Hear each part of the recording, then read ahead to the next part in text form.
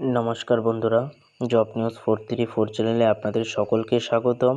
আজ আরেকটি পশ্চিমবঙ্গের ছেলেমেয়েদের জন্য গভর্নমেন্ট জব আপডেট নিয়ে এসেছি। সেই আপডেট সম্পর্কে সম্পূর্ণ তথ্য এই ভিডিওর মাধ্যমে তুলে ধরব।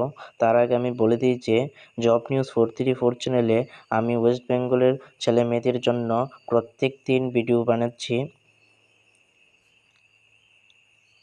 শুধুমাত্র গভর্নমেন্ট জব নিউজ দিয়ে থাকি এই চ্যানেলের মধ্যে। তাই জব নিউজ 434 চ্যানেলটিকে সাবস্ক্রাইব করে ফেলুন, যাতে আগামী দিনে আপনাদের কোনো প্রকারের অসুবিধা না হয় যে কোনো ধরনের গভর্নমেন্ট জব আপডেট পেতে। চলেন দেখে নেব আজ কী আপডেট এসেছে, সেই আপডেট সম্পর্কে সম্পূর্ণ তথ্য বলবো। ডিআরডিও ডিপার্টমেন্টে অ্যাপ্রেন্টিস পদে নিয়োগ হচ্ছে। ন্যূনতম আইটিআই পাস হলে আপনারা আবেদন করতে পারবেন। কী কী পদ সম্পর্কে, বয়স কী বলেছে, কোয়ালিফিকেশন কী বলেছে, স্যালারি কি, সম্পূর্ণ তথ্য আপনাদের এই ভিডিওর মাধ্যমে তুলে ধরব। আপনি শুধু সম্পূর্ণ ভিডিওটি দেখবেন ফার্স্ট থেকে লাস্ট অবধি।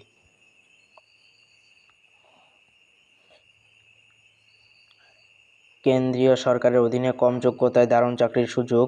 সম্প্রতি কেন্দ্রীয় প্রতিরক্ষা মন্ত্রকের অধীনস্থ সংস্থা defence research and development organisation, যাকে ডিআরডিও-তে অ্যাপ্রেন্টিস পদে নিয়োগ করার প্রক্রিয়া শুরু করা হয়েছে। দেশের বিভিন্ন রাজ্য থেকে নারী পুরুষ নির্বিশেষে সকল চাকরি প্রার্থীরা আবেদন করতে পারবেন। ন্যূনতম আইটিআই পাস হলেই আপনি আবেদনের যোগ্য।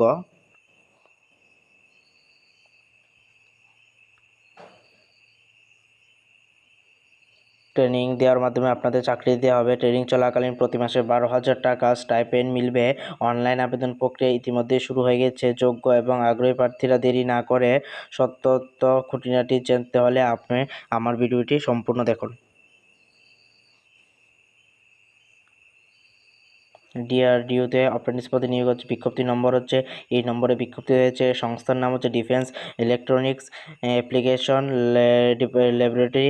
পদের নাম হচ্ছে অ্যাপ্রেন্টিস পদ। গ্র্যাজুয়েশন পাস হলে আপনারা করতে পারবেন, ডিপ্লোমা পাস হলে করতে পারবেন, আইটি পাস হলে আপনারা আবেদন করতে পারবেন। আবেদন কীভাবে করবেন? আপনারা আবেদন করবেন সম্পূর্ণ অনলাইনে। অফিসিয়াল ওয়েবসাইট হচ্ছে, এই ওয়েবসাইটে গিয়ে আপনাদের আবেদন করতে হবে।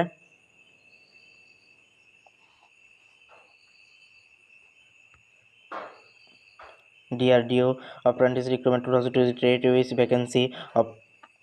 অ্যাপ্রেন্টিসশিপ লেভেল হচ্ছে ট্রেড। মোট শূন্য পদগুলি কতগুলি হচ্ছে ইলেকট্রনিক্স, কমিউনিকেশন, তারপর গ্রাজুয়েট লেভেলের জন্য মেকানিক্যাল, কম্পিউটার 19টি পদ।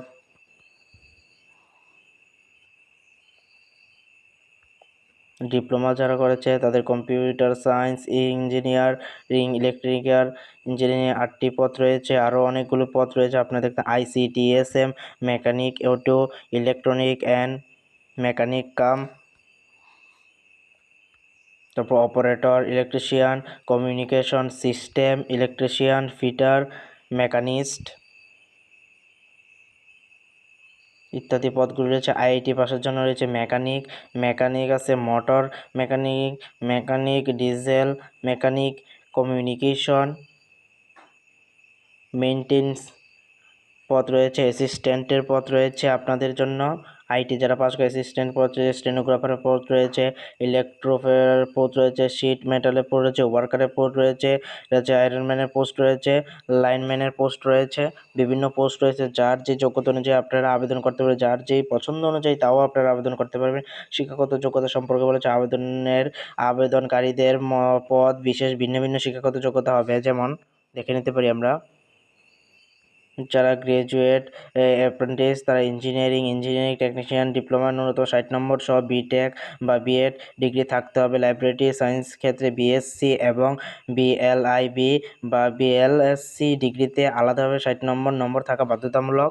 তারপর আর কি বলেছে, ডিপ্লোমা অ্যাপ্রেন্টিস যারা সংশ্লিষ্ট ডিপ্লোমায় ন্যূনতম 60 নম্বর সহ ইঞ্জিনিয়ারিং বা টেকনোলজিতে ডিপ্লোমা ডিগ্রি অর্জন করতে হবে। তারপর আইআইটি যারা আইআইটি অ্যাপ্রেন্টিসের জন্য রয়েছে তারা হচ্ছে সংশ্লিষ্ট আইটিআই বা পাস হতে হবে, সাথে এনসিবিটি বা এসসিবিটি সার্টিফিকেট থাকা আবশ্যক, তাহলে আপনারা আবেদন করতে পারবেন।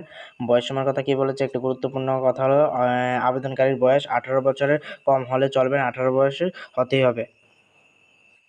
স্টাইপেন্ড বা স্যালারি, স্যালারি আপনারা দেখে নিতে পারেন। গ্রাজুয়েট লেভেলের হচ্ছে 12,000 টাকা, ডিপ্লোমা লেভেলের হচ্ছে 10,900 টাকা, আর আইটিআই এর জন্য হচ্ছে 10,560 টাকা। তারপর আবেদন প্রক্রিয়া কী সম্পর্কে, পদ অনুযায়ী আবেদন পদ্ধতি আলাদা আলাদা বলেছে। গ্রাজুয়েট এবং ডিপ্লোমা প্রার্থীদের জন্য গ্রামে NAST202 পোর্টালে গিয়ে নিজের নাম রেজিস্টার করুন। তারপর প্রাপ্ত আইডি এবং পাসপোর্ট দিয়ে পোর্টাল লগ ইন করে নির্দিষ্ট নিয়োগ বিজ্ঞপ্তিটি সার্চ করুন। সংশ্লিষ্ট ভ্যাকেন্সির জন্য আবেদনপত্র পূরণ করুন। প্রয়োজনীয় নথিপত্র আপলোড করুন, তারপর আবেদন সাবমিট করুন। আর যারা আইটিআই প্রার্থীদের জন্য, তারা হচ্ছে প্রার্থীদের এনএসপি পোর্টালে গিয়ে রেজিস্ট্রেশন করতে হবে। লগ ইন করার পর মাই অপরচুনিটিস, অল অপরচুনিটিস ফিটার এর যান।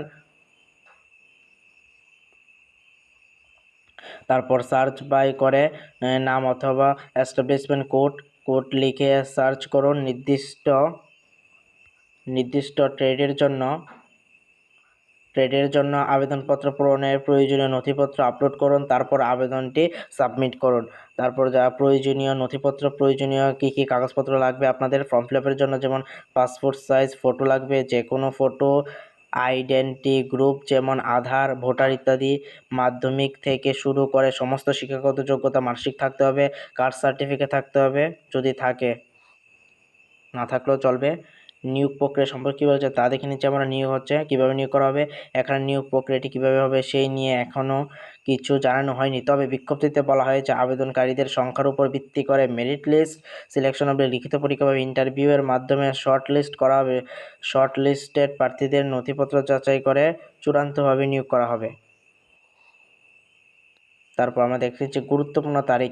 বিজ্ঞপ্তি প্রকাশের তারিখ হচ্ছে 23শে জুন 2026। অনলাইনে আবেদন শুরু তারিখ হচ্ছে 23শে জুন 2026, শুরু হয়ে গেছে অলরেডি। আবেদন শেষ তারিখ হচ্ছে DRDO এর অফিসিয়াল ওয়েবসাইটে গিয়ে আপনি ভিজিট করে দেখতে পারবেন লাস্ট ডেট কবে। অলরেডি স্টার্ট হয়ে গেছে, আপনারা দ্রুত সহকারে ফর্মটি ফিল আপ করে আপলোড করে দেন জবের জন্য। আপনাদের এই জবটি খুব ভালো হতে চলেছে। ইন্টারভিউ বা মেরিট লিস্টের মাধ্যমে আপনাদের সিলেকশন হবে, কোনো ভেজাল হবে না। নমস্কার।